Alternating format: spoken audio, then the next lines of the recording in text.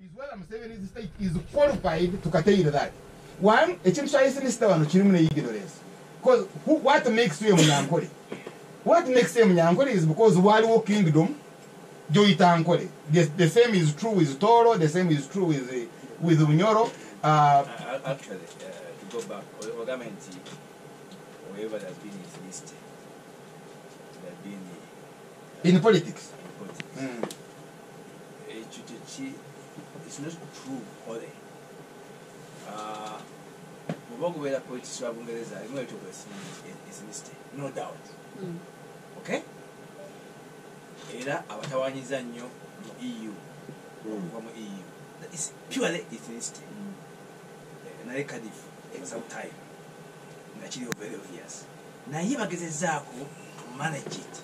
But there was and how are they managing it? So, how are they trying to manage the Scots question?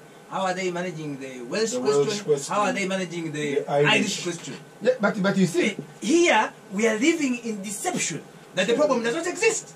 No, in Bungereza, yes, yeah. In Bungereza, Bakubagane. I think there is even someone Ajanga Vuge Moroka, Niagara Tomera, actually Nava Tomera. So those but you have a very strong state, and the state here is fairly disciplined. Techija kuva mukamwa katikiro and recognizes the problem and all speaker nagamba kati mwabalango namwe mbawadde, because there is where sectarianism is positive initially, naye nga bwogamba nti abalango mbawadde kati ng'omukywala gamba ateffe you but waliwo politician yakizimba nga amanyi waliwo byagala afunemu. So mukulu kibazo we have a problem. Tetubeeranga bwate netuteeka emitwe yaffe once under the sun. Population gy'odiringa nayo is a corrupt society. I can tell you mukulu kibazo, walk on some of these roads. You move around Bahai ku luguudo olwo ng'ogenda Kanyanya olabe, you will find omukyala nga capital ye yenna kasooli emimwa 10.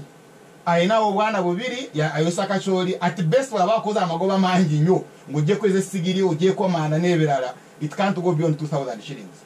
And 2,000 shillings is the whole life. Now, you don't know where the husband is. So you are dealing with Kampala. Nayenga Kampala is an internally displaced people's camp. Ntabantu abakutuse mu byalo babaggyeko amataka economy beeganye bonna baddukidde Kampala.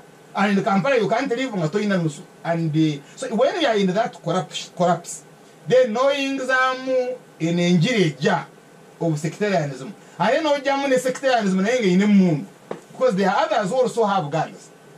Both sides, by the way. I think now Banova they are not armed. But the Zontos, the Mwanga Chibumbis, they make big weapons, but as of now they are not. But Walwo, I don't know the Mwanga Chibum history. Nagamba Yansta is Semako Wangamba.